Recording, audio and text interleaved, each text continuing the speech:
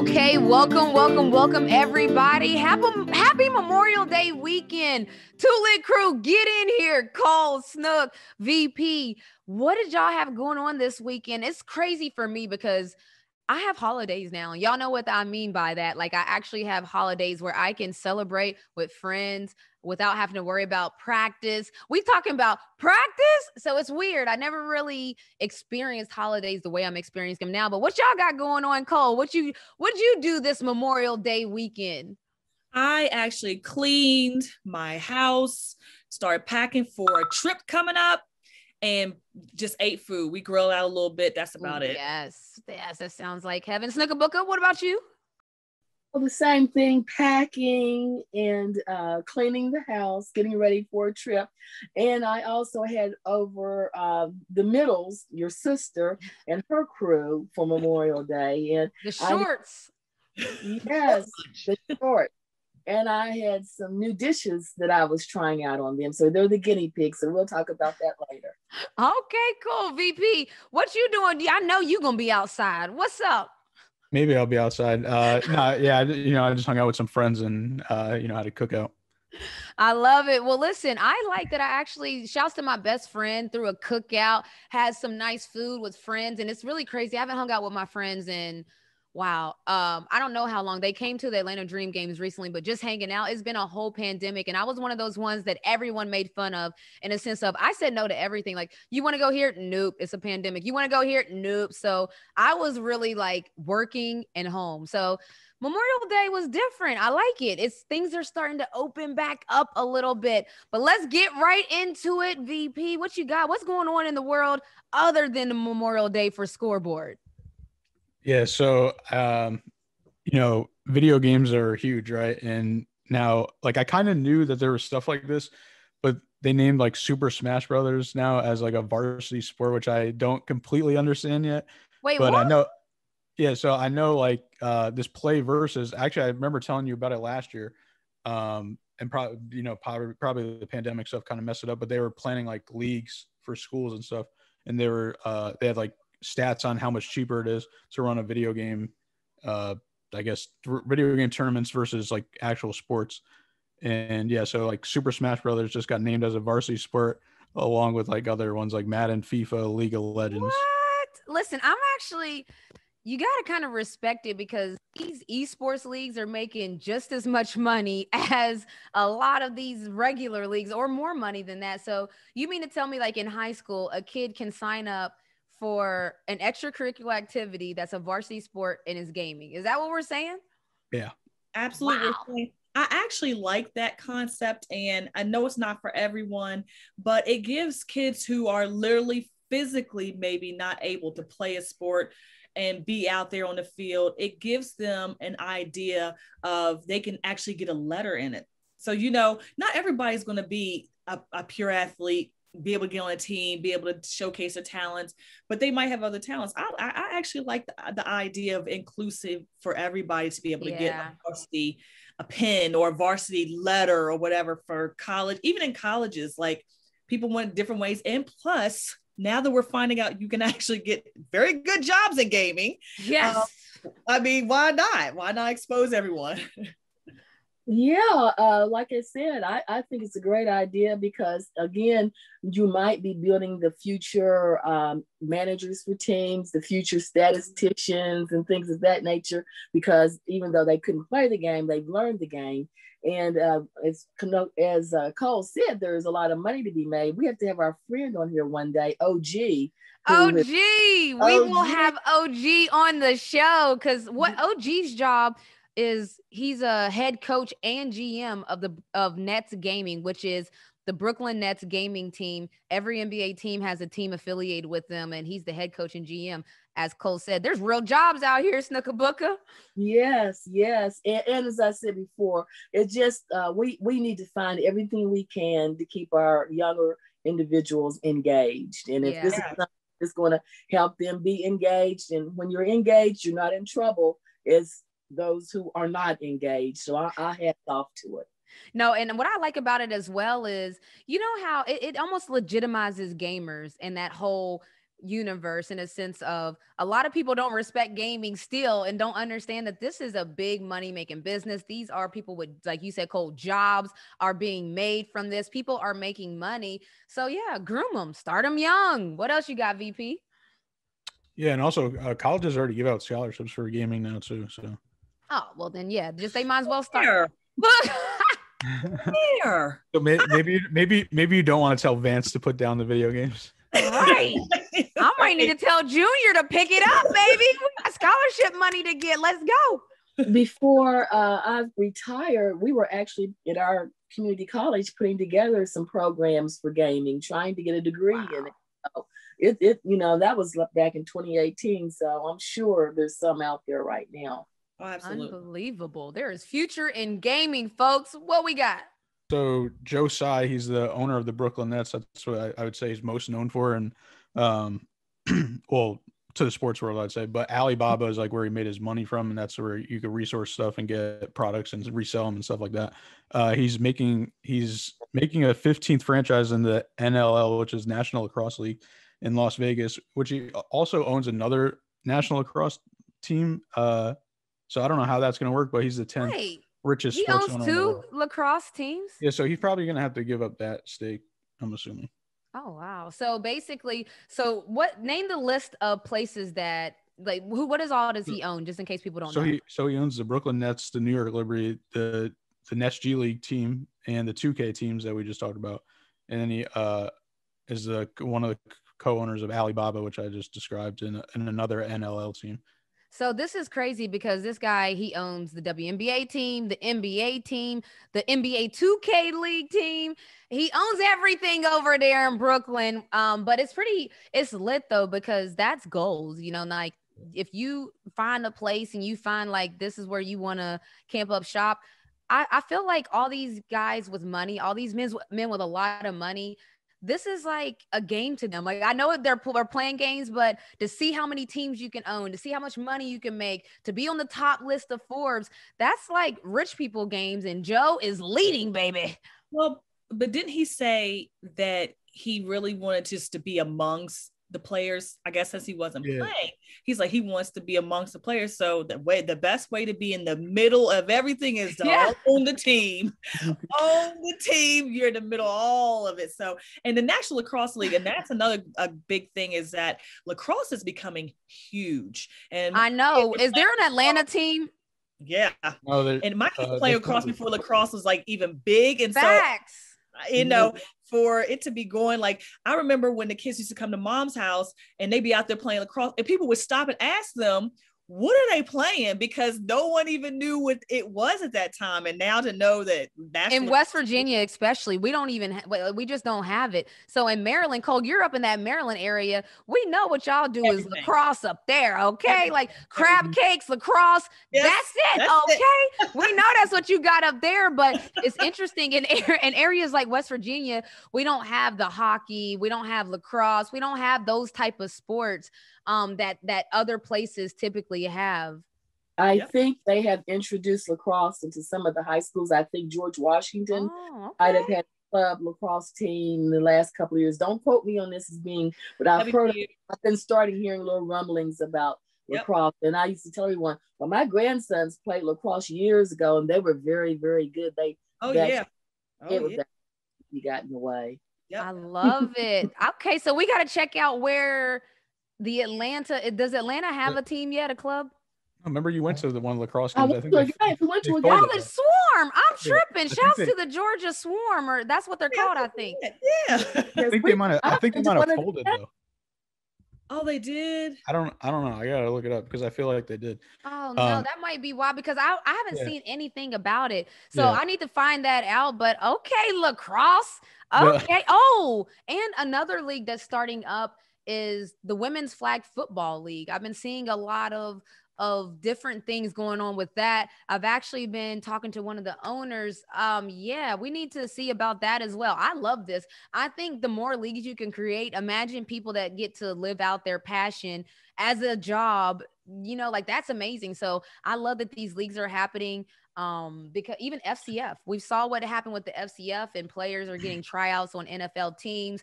And it started with that arena football and just giving them a platform, giving them a place to perform and see what happens next. We'll see what's happened next. Okay.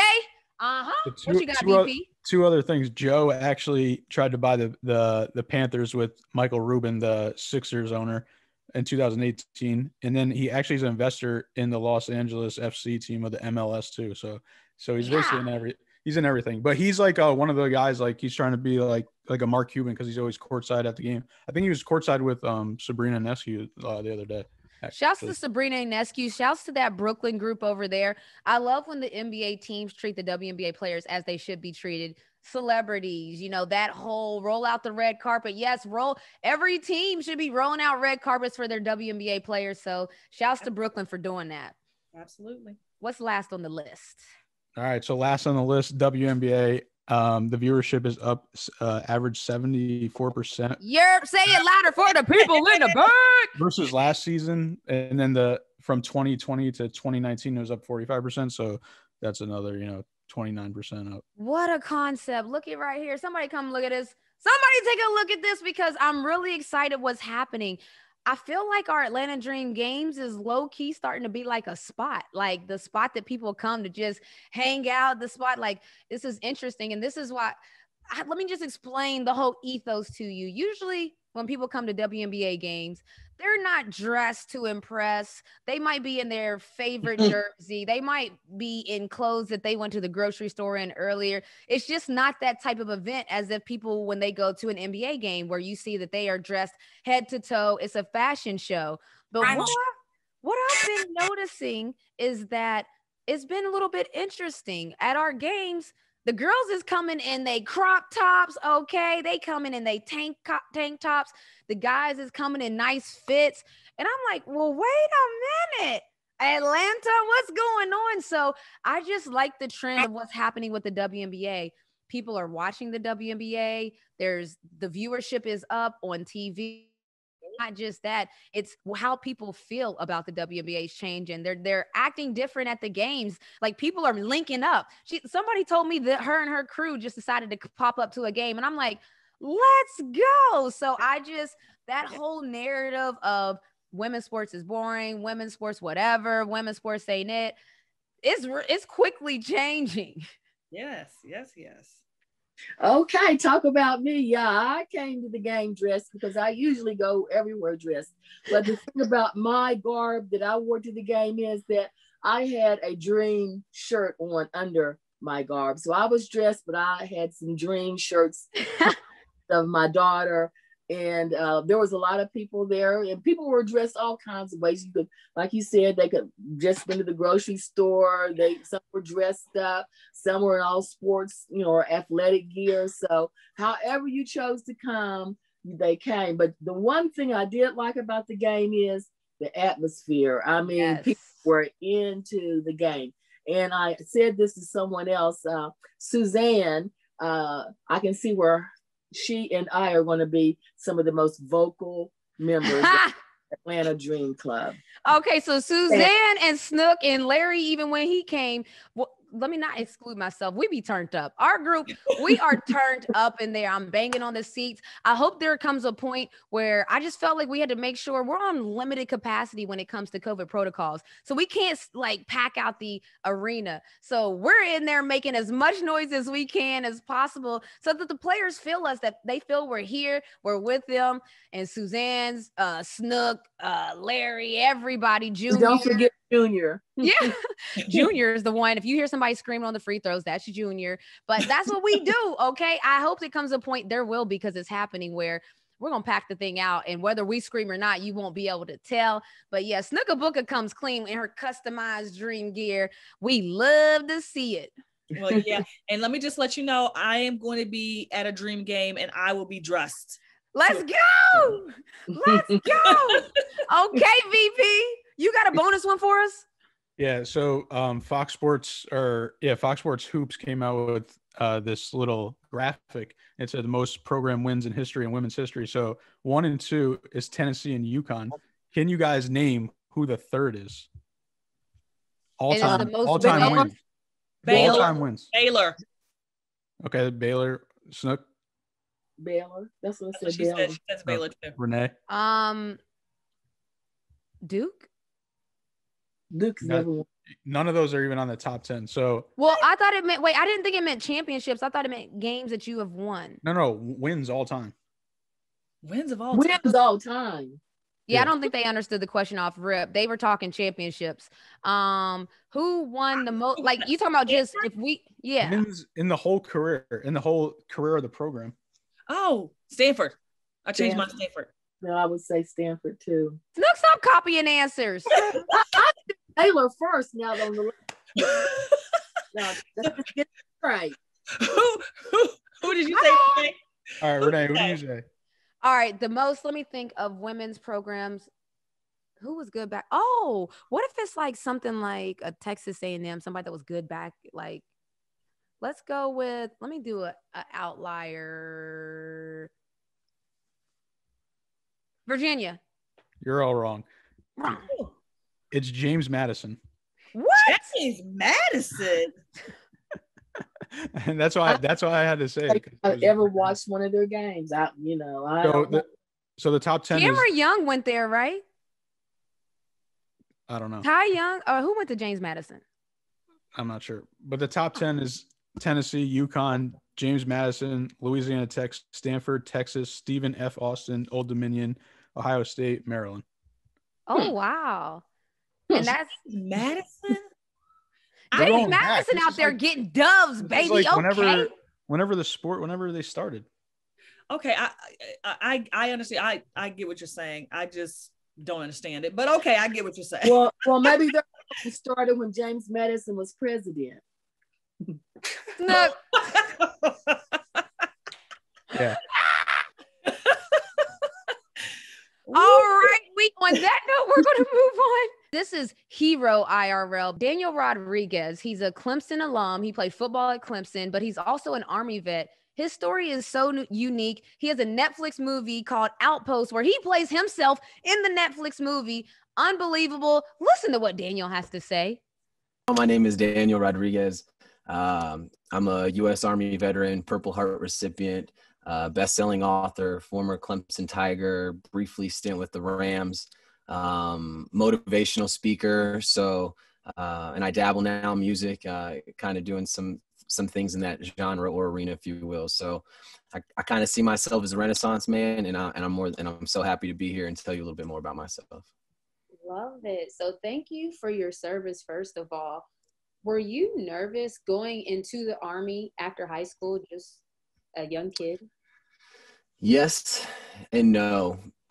Yes, because it was uncertainty in terms of, what the reality was about to be, but also it was kind of a last resort for me. My father passed away suddenly 4 days after I graduated high school. So my SAT scores and other things weren't in my favor. And it was almost a resort of something that I felt would give me a respectable outlet of what I was doing and would kind of cover up that I was really wasting away my high school years. So I was nervous because I didn't know, but I was also not nervous because I felt it was going to give me stability in my life. So it was a really weird position. Interesting. So after serving, what did it mean to you to have been through it and served? It was extremely humbling, and I was grateful to have the freedoms that America upholds to some degree, or have an optic on life that sees it worse than what I had it. So I had a perspective of appreciation more so. On that same note, though, there are things that do frustrate you after you serve because you felt like you put yourself out there or for a cause, and you come back and people don't appreciate it. So sometimes you have that realm of not selfishness, but just like disgust, and sometimes of like, man, people don't know how good they have it, and so it had that contrast to it. But overall, I was extremely grateful for my service. I'm appreciative that Americans, for the most part, are thankful for the liberties that we try to uphold and abide by. So people thank me for my service. So that I'm very fortunate to have served in a time where I wasn't a Vietnam era guy coming back where you've heard the stories of them. So I'm honorable for my service. I did it in a time when we were, back in 2006 when we kind of were in more of a conflict. But after I got out, I was thankful that I walked away from it. Like I was happy to have done my service and kind of move on with life. Okay, so after you got out of your service, you did a workout video that went viral. Correct. And Yeah. you ended up getting a D1 at offer, and you chose Clemson. Mm-hmm. Tell me about that experience. Like, was football always the plan? Yeah, so kind of like how we touched on briefly, my high school transcripts weren't very good, but I was a I was a state championship in AAU basketball. Like I was a baller, right? I had like a Division II offer in football, so I was an athlete. My father was the athletic director at Quantico, so I grew up on a Marine Corps base. And then that hiatus happened when I joined the military, and you're overseas fighting, and you realize, man, these are all the opportunities I had. I should have applied myself. I wish I would have practiced harder. And you just start having everything come into focus of like what you let go of. And then I came back and had all my eligibility, and my GI Bill was going to pay for my college. So I was just like, you know what, I'm going to grind this out, go walk on somewhere, put together a recruitment video. And that was kind of the snowball effect of how I got momentum. And I put my last penny into a recruitment video that ended up going viral on YouTube. And I had about 100 schools contact me to send me like, we would love to have you as a preferred walk-on. And Coach Sweeney down in Clemson, South Carolina, was just like super persistent, just like energy through the roof in terms of a coach that I felt like would be good for me to learn from and play for. That's ultimately kind of in a nutshell how I got discovered. My friends call me like the Justin Bieber of college football because I was discovered on YouTube. So but hey, it worked. It was, and it's an amazing kind of story in terms of like, putting everything out there for your dream and kind of coming back, try to live it. And it was a ride for, the next 4 years, and had an incredible journey. Beautiful. Like, I love that story. I couldn't believe it when I read it.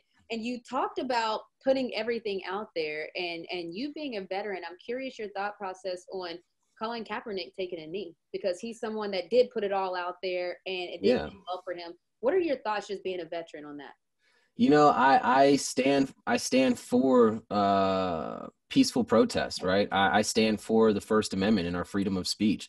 And I think that he did a brave thing in terms of trying to highlight issues that we're still facing today, that we've been facing for hundreds of years, since the 60s, really, in terms of like an activist progression towards it.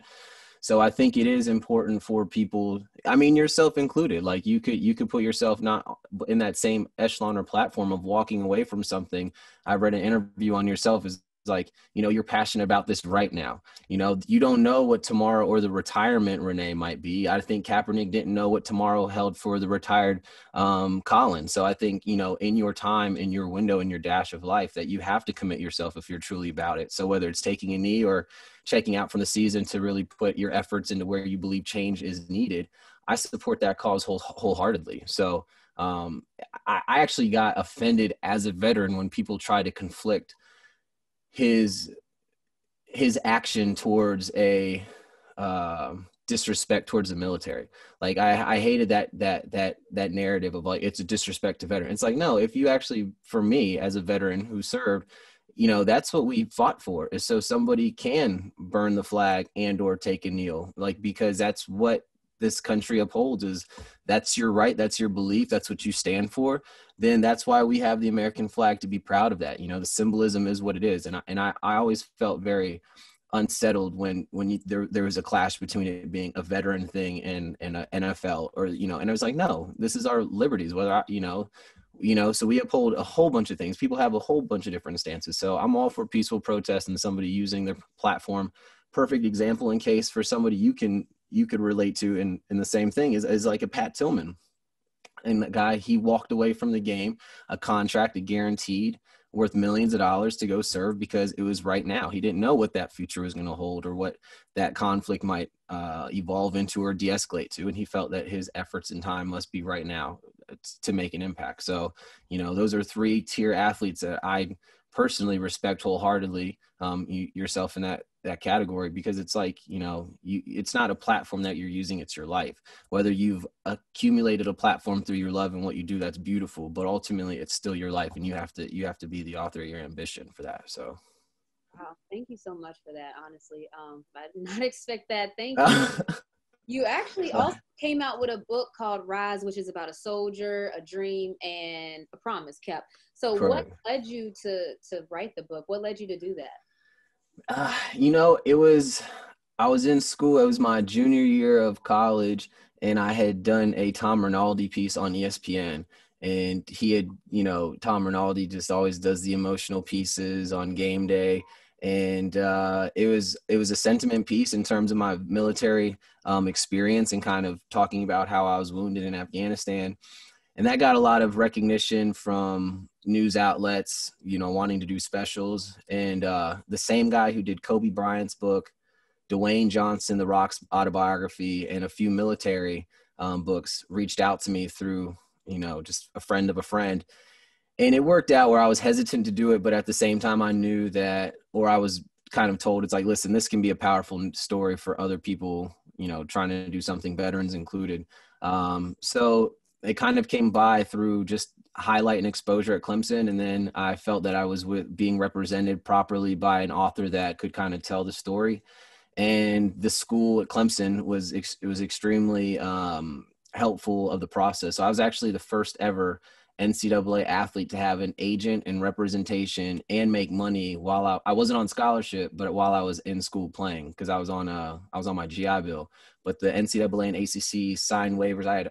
I would fly and do a speech, a book tour, come back and play Saturday against Wake Forest. Like it was a really wild senior year for me, like kind of the positioning I was in. But again, that's how it unfolded. And I knew, and it was cool because Clemson, I think, saw me bigger than the game of football, and they saw the impact that I was having and being able to speak at different universities and organizations. So I'm very grateful to have had that opportunity in a university that helped me, because it just didn't fall. Like they had to help me through regulations and a lot of things. So, but that's how the book came across, and I wrote it at that stage of my life, and that kind of, took me a little bit further on tour to this day still. Well, shouts to Clemson, because that's lit for them to do that, because a lot of times they want you to only focus on football, them. So that was amazing. Yeah, they even sorry, not to cut you. They even have like a Disney Plus movie coming out, I believe, this weekend, and it's a Clemson player. It's a really crazy story of a Clemson player who's something with his mother got sick, and he had his kid brother living in the dorms, and that was like a few years before I got there. And so Clemson just kind of has this track record of like helping the athlete first, trying to put themselves out there, and embrace the family community, which I'm really proud of. So y'all should check out that movie too. It's a Disney Plus movie. It's something, but it's based off the Clemson player. He was on Oprah and stuff. Like, it was a really powerful story a few years back. Yeah. Like, that's amazing. Like, I'm gonna start supporting Clemson just off of that. And you talked about it a little bit, but you received the Purple Heart, a Bronze Star. Can you explain, like, can you just tell me what it felt like to receive? Those are like some of the highest honors for people who might not know, but for you, an athlete that you thought in high school, you didn't know which way was up and you didn't know what was going on, to now be receiving honors as a Purple Heart, Bronze Star. Like, can you just explain what that meant to you? It meant, I never joined.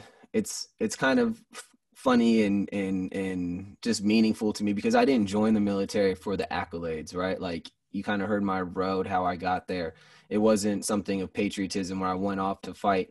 It was finding myself, really. So when what I endured and having that recognition in terms of like being presented or being pinned the Purple Heart and Bronze Star Medal of Valor, like, I'm just grateful that my service isn't unnoticed. Like, that somebody understood that what I went through. But ultimately, at the same time, it's kind of like a burden to wear, because like, I came back and played football, and I have friends who have Purple Hearts who don't have a leg. So it's like, I have this same award, that like, I'm very respectful for, and I know that I serve, but I know there's also people who have the same award that aren't living the life I have.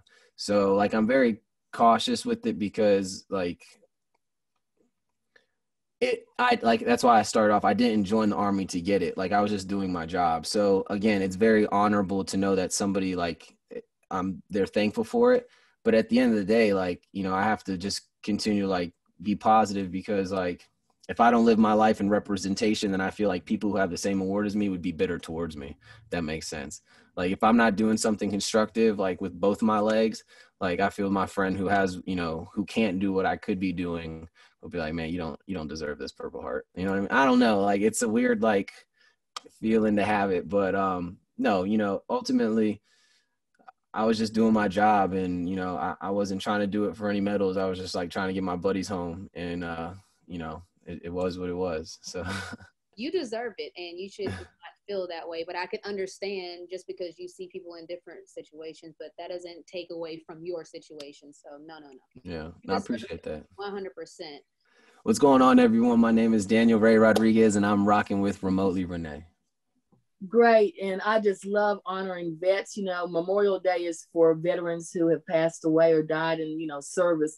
But we have so many veterans out here who have served our country, protected us, and we need to give them kudos whenever we can. So I'm happy to be able to thank him for his service.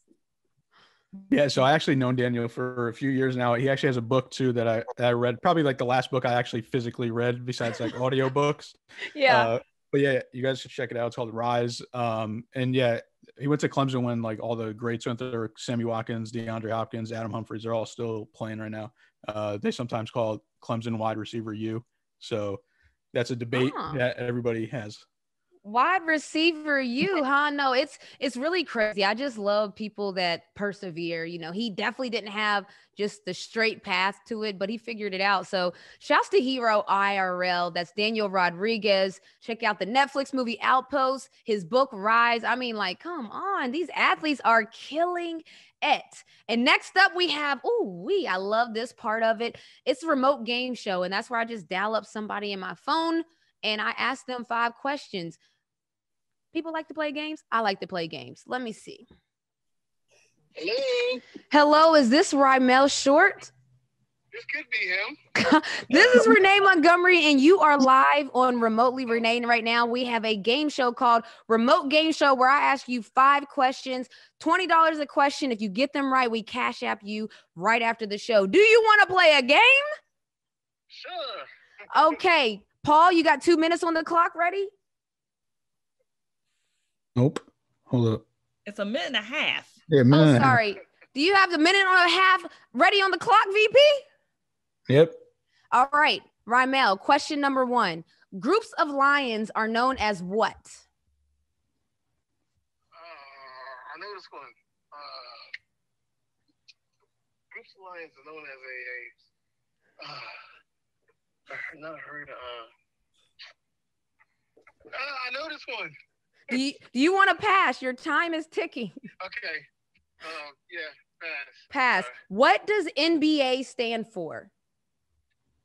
National Basketball Association. Ding, ding, ding. What color are goalposts in football? Yellow. Bomb. What country won the first Women's World Cup? First Women's World Cup. I want to say Brazil. The United States of America. What WNBA team did I win 2 championships with? Atlanta Dream. Wrong. Going back to that first question, groups of lions are known as what? Pride. Bomb. Yes. Welcome to Pride Land. Mustafa with the Lion King.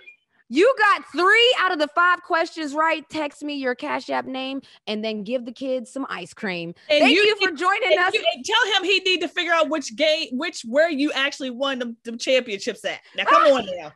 That's me a question for later. I want to know that teams. It's Minnesota Lynx, Rymel. Bye. I love it here. Oh my goodness. This is great. I still feel like a minute and a half is a long time. We might need to poll. We're going to poll you guys on social media and ask you guys if they deserve 1 minute or a minute and a half. I think they need to sweat. He had so much time to think. 60 seconds seems adequate. We will figure it out from here. We're figuring it out on the fly, people. Play with us. And Rymel, I know you lying that you don't know where I won 2 championships with, and you are married to my sister. better, Ramel. Do better. I still love you. See you on family vacation. See you on family vacation. But I digress. Let's move it on to remotely one-on-one. So listen, y'all better talk nice to our next remotely one-on-one guest because she can knock your head off. You hear me? I'm talking about Claressa Shields. And this is the thing about it. She's a 2-time Olympian, 100-time champion. We can't even keep track. But what she's doing now is she's like, all right, I've done as much as I can do in this world. Let me cross over into MMA. So she just decided to try her hand at that. Check out what Claressa had to say. Okay, so Claressa, I mean, let's just start because the Olympics are coming up. The 2020 Tokyo Olympics are coming up. You are one of the youngest to compete in the trials. Can you talk about what it's like to win not one gold, but multiple gold medals?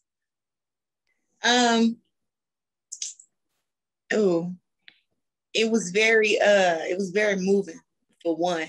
It changed my whole life winning the first Olympics, but to win it 2 times definitely changed my life. And probably the 2 happiest days that I've had in my entire life, besides like, graduating high school or, getting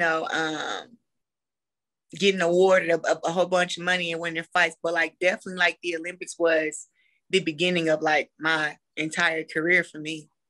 I love that. And because that's it's one thing. I never made the Olympic team. So that's a level that very few athletes get to. Now, you've went on to win 4 titles and you've broken almost every record. You're competing in different weight classes. The boxing world is different because you don't necessarily, your record almost doesn't necessarily determine what happens. So do you think that you get the respect that you deserve being a 2-time gold medalist, 4-time world champ? Like, do you think that respect is given? I'm a 12-time world champ. Oh, get me together, okay? A 12-time world champ. Do you think that's given to you in the way that you feel is deserved? No, all the credit and stuff is not given to me the way that I feel it should be. But that's not completely falls on me. That falls on women's boxing and promoters and the inequality and stuff like that. And that's why I'm doing MMA now, because for me it was always about being the best fighter and fighting against the best and beating the best and breaking the records. And then you feel like when you do that, that's where the money comes, right? You get the $1 million, you get the mansions, you get the cars. Exactly. And it was like, I'm a 12-time world champion, 2-time undisputed, 3-time division world champion. Come on!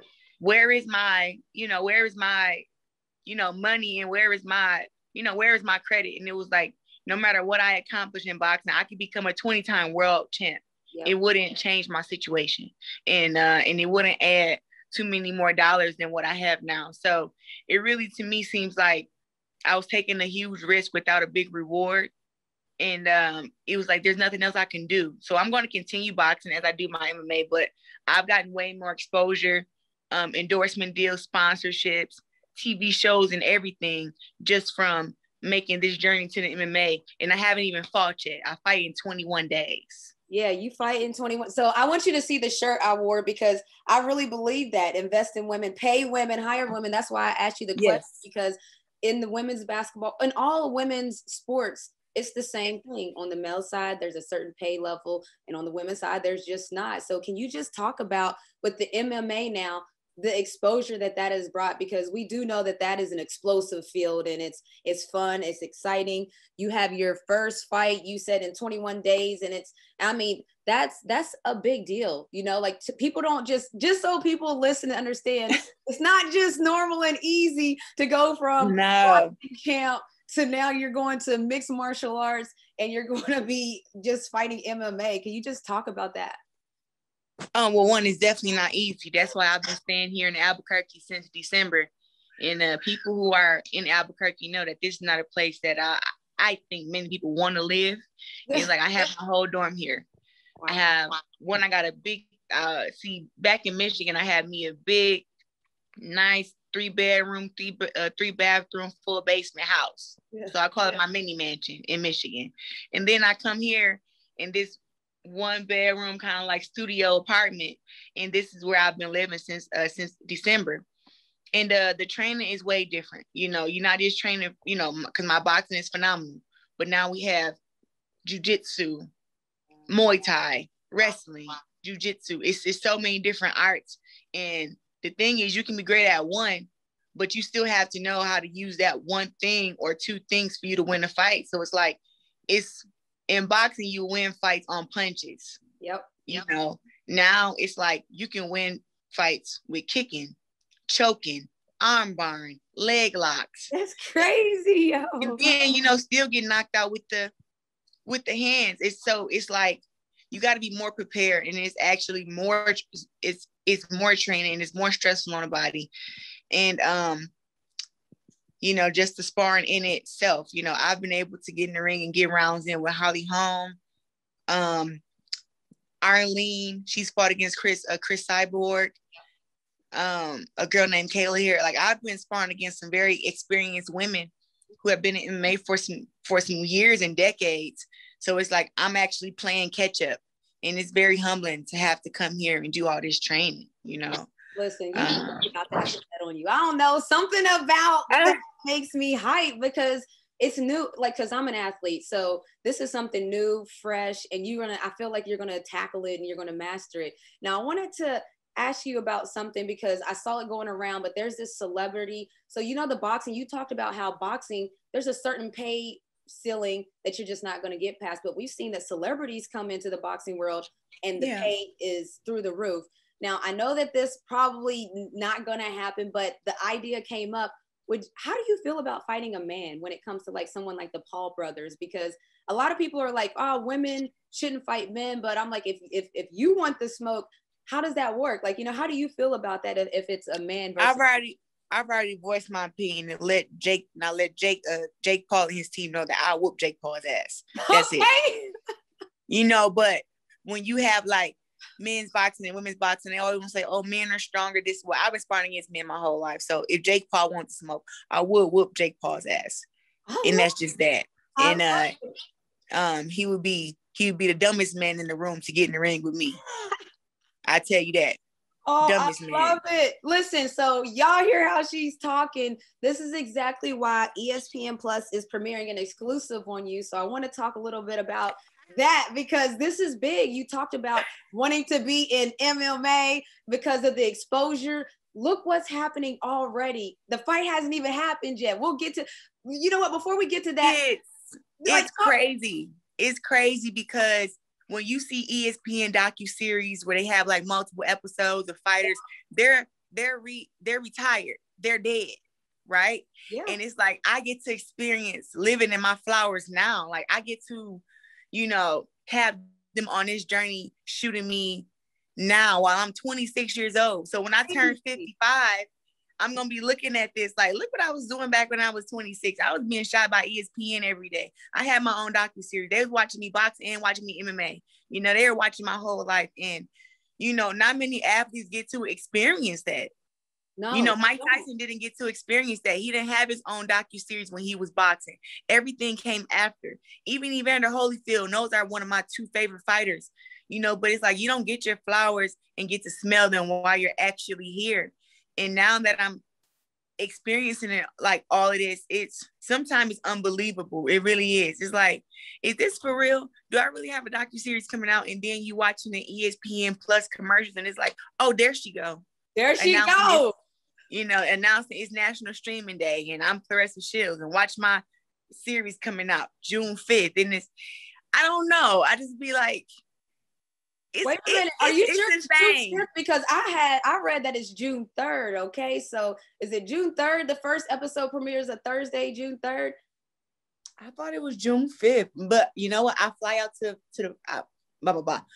June 5th is something else. June 3rd probably is right, but June 5th is in my head for some reason. Yeah, no, I'm gonna make sure people know June 3rd is when you need to turn to ESPN Plus because we talked about it though. That's what I was kind of getting to. You deserve it. So usually you're right. We always wait for athletes to get to that point where they're no longer playing or, you know, it's an afterthought, but we talked about it. You said 12-time world champ, baby, get it together. Yes.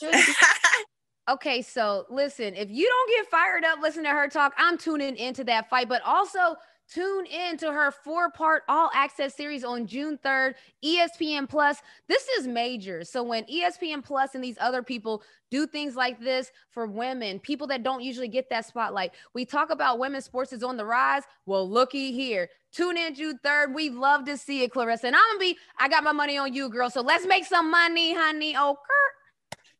Okay, so for Remote Roots today, Snooka Booka, we're scholars around here, all right? Snooka Booka is the scholar, and we all just listen to her. Tell us what you're tuning into today, Snooka Booka. What you got going on this week? Okay, I'm getting ready to start my summer reading program. You know, most kids in school, they have books they need to read over the summer, and so usually I've got a good book for when I get ready to go on vacation. And if you couldn't tell from what we've been talking about packing, we're getting ready to go on a vacation. So I wanted to pick a good book.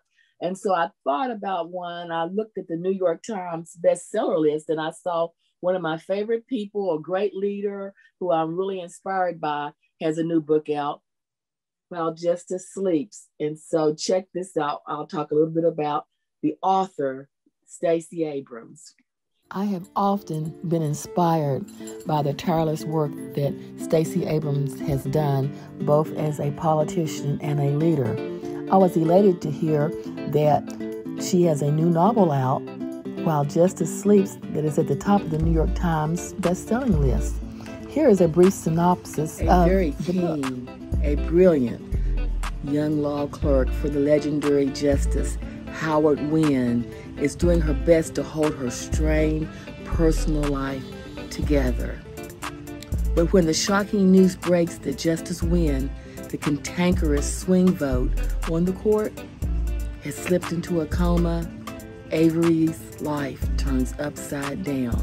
She learns that Wynne has appointed her to serve as his legal guardian and hold his power of attorney, plunging her into an explosive role she never anticipated. As you can tell from the overview, Stacey Abrams' book is a fiction book.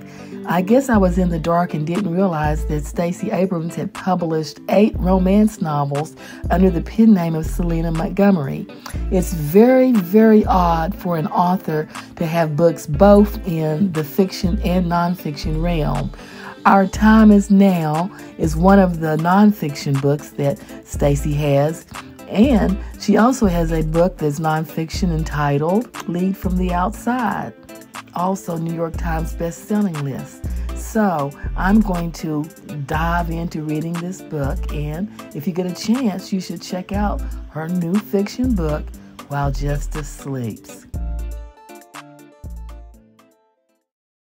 So yeah, I might be actually joining Mom with this one because I love reading. Okay. Coming into one of my books, so I might have to just scoop this too so we can bounce back and forth on some conversation while on vacation.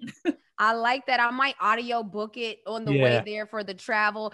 You know what? This is so bad. When I was playing overseas, I was reading so many books because we would take those 10-hour train rides in Russia. We would take those 9-hour flights overseas. So I was a reading machine. I actually like holding the book too. So I'm not like a tablet reader. I like holding the book. Then audio books came in and they just introduced a whole new world to me where I could basically be like the Matrix, download the information to my brain and just like take it in. And it's just hard for me to go back. I'm just not going to lie. It's hard for me to go back to the paper and ink, but we are going on vacation. This is our first family vacation, like since we were like little kid. Like when was our last family vacation called? Years.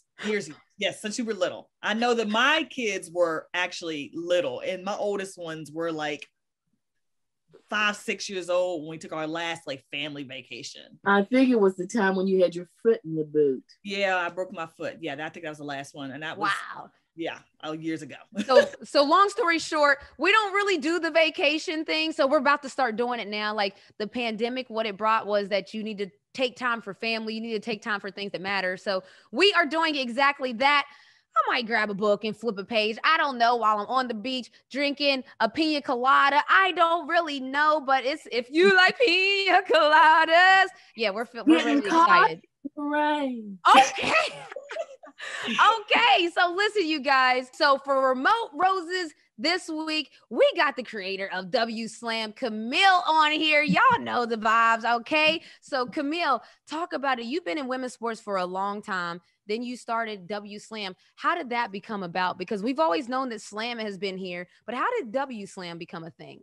Yeah, so I had just met you. I was working at the league on their social team and having a blast doing that. And, in between contracts, the Slam team, they also, for the viewers that don't know, Slam the magazine was run by like 10 people for 20 years. 10 people produced that magazine. Not even and normally it's like 3 or 4 writers. So it was pretty insane, the amount of work. And so Slam was a magazine for a really long time. The CEO sold it at a part in time, bought it back. And then we were bought by a private equity firm. So we started turning into a media company about 5 or 6 years ago now. And when that started happening, when I got hired, there was 12 people, and they wanted to expand on their women's content and their women's business. And so that's why I was, found and brought in. And that's what I've been doing for the past 2 years, it's insane to think that it's been 2 years already. Crazy. I literally just started yesterday. But yeah, that's what it was all about. And I think they wanted someone with a vision, understanding what Slam already was, but to take that vision and now apply it to a new strategy, a new demographic, a new game. And I think that's really what it was all about, is bringing that, Slam up to what should have been happening for the past 27 years. But hey, we're here now. We're here now. Exactly. Okay. So what is that vision? Like, what are some projects y'all have upcoming? What are some things that you're looking forward to? Yeah. I mean, for me, it's all about storytelling at the highest level. Yeah. So I think that's something I've taken a big focus into since I started the position. And not only what's happening on the court and these women's stories on the court, which are incredible, don't get me wrong, but what's also happening off the court, who these people are as humans, and really telling, that side of their story beyond what they do on the court. No, and so some of the things that we've been really working on, and I'm sure you've seen, we've done a couple series on the high school side. Yep. So we did our first series of All Eyes on Us with Paige Beckers in her senior year. The second season. UConn, exactly. Second season with AZ. So UConn part 2, and really telling her story and how her and her team played basketball via COVID, because beyond her, she was very lucky. And, her recruitment process was basically done by the time COVID started, but half of her teammates didn't have offers. One of them, Lee Volker, had 0 offers going into last summer. And obviously with COVID, I mean, they had to make it work whatever way they could. She ended up getting offered and is now playing for Duke and Kara Lawson. Wow. So it's one of those types of stories that we've really been trying to hone in on, especially on the younger front. But beyond that, I've been doing a couple of day in the lives with some WNBA players. I did one with Taya Cooper. We just did a big cover with Sue, Diane, and Sky, which is really incredible. And so really honing in on those stories as well, like the legends of the league and not only the new and up and coming players. So we have a lot of things in the works, a lot more covers in the works. Yes. So, trying to hone in on what we do on the print side, but also what are we telling story-wise on the editorial and digital side. So a lot of things. Okay, so I love it. You can never tell too many stories because every player has one. Yep. That's the thing. Like every player has a story. Every player that's played before has a story. And so I love that people are starting to now tap into that and just tell those stories, because it brings fans in. You start to learn more about them. We watch every singing show, The Voice and American Idol. What do they do to us before we hear the people sing? They want to tell us their whole life story. Why? Because they want us connected to that person. So we watch them every week. So we just need to do that same thing when it comes to women's sports. Mm-hmm. So Camille, are you ready to show some love on our Remote Roses segment? It's very competitive around here. I've heard. I saw PG sent me the one on Work Done, which I went to Florida State, so I knew by that second time when he said Florida State, I was like, I know. Oh, you knew it? I knew it. So I'm a big fan of this. Excited to do this. All right, so everybody, get your boards together. Let's get it together. Give us rose number 1. Okay, rose number 1. She was the 2002 WBCA All-American Game MVP. So that's a high school game. Okay. She's whoa, one hint at a time because I got to guess. Is it Elena Beard? It is not. Okay. She hint number 2. Okay. She was a 2-time Naismith Collegiate Player of the Year. Okay, this is really okay. This is a baller. Okay. Let me see. Anybody got any answers? Snooka Booker, like she writing something. Any answers? Anyone? Any takers? Hint number 3. Let's get Rose number 3 in here. Okay. She was the first woman in her school's history to have her jersey retired in any sport. Oh, wow. VP, what I'm you got? I'm just gonna throw Sue Bird out there, just maybe. Not Sue Bird. Okay. I thought she was in UConn in 2002. I think Brittany that's what. Griner? Yeah. Not Brittany Griner. Okay. Are y'all ready for hint number 4? I feel like I should know this. This is making me uncomfortable. I should know it. To be fair, I chose stats and facts that would make it a little harder because I mean, There couldn't have been like that many. that. There couldn't have been that many 2-time winners. Right? Yeah. Okay, let's see. What's 4. that hint? What's that Rose number 4 looking like? Okay. She was named to the All-Star game as a rookie and set the rookie scoring record that same year. Who is this Hooper? Oh, I got it. Oh man. If he wins. Oh, no, you don't. Candace Parker? Nope. Nope. No, that's not the right class. Yeah, I know. Oh, yeah, 2002. Yeah, 2002 is. That's what I said. I'm going back. I'm trying to figure out. I'm wiping my board right now. Trying to figure out. Okay, some Hooper came in there and got right to it in the WNBA. You hear me? All right, then it got to be. All right, I know who it is. Why am I drawing like I'm having complete blanks? Snook. 2-timer? 2-time? Tamika Catchings. Not Tamika. Diana Taurasi? Not DT. Wow, Yes. this is crazy. Swin Cash. Not Swin. And Cole, you need to write your answers. I did right. I just didn't put it up there. You want Rose number 5? I can give it to you. Give it to us. Worm. That's one. Oh, Worm is Asia Jones. It's not Worm. Okay. Rose number 5. This one might give it away. Okay. She got one of the nastiest crosses in WNBA history. Oh, I know it. Simone Augustus. There it is. Money Moan. Let's go, Money Moan. I can't even see that you wrote that. Did you really write it? Oh, you better read it. Well, Renee, I'm disappointed in you because you started that and you didn't even know all that stuff. Yes, there it is. Read it and weep. Simone Augustus. Okay, great one, Camille. Yes, I had to give y'all the heart. I couldn't be like, she went to LSU. Yeah, that would have been easier. Yeah, that would have Exactly. been really easy. When you said that crossover sealed the deal, that right to left will break an ankle every day of the week. Simone Augustus, this is for that right to left crossover. Simone Augustus, this is for when you just get mad and go on a run by yourself, probably an 8 to 10 point run. I'll give you my flowers too. Yes, Simone Augustus. Simone Augustus on your retirement. I'm glad now. I've seen now the runs were made. People showed all the love. You got the roses. Simone, for her dad who cooks so good, that seafood etouffee, baby. Simone, for the welcoming me into the Lynx in 2015 and making me feel like family. And then it was just that all the way through. And then to Simone Augustus's the rest of her career, because what I love about her is, if people don't know, the reason that she retired is she didn't want to take a spot from someone else. Like that's a really big thing to do when that's your job, that's your livelihood. So that was like the perfect way for Moan to go out, in a sense of that's Moan being Moan. So Moan, this is for you, and Camille for what you do for women's sports, for the branding, for the W Slam, all the covers. We need all of that. Love what you're doing. So this is for you guys, man. We love it here. Okay.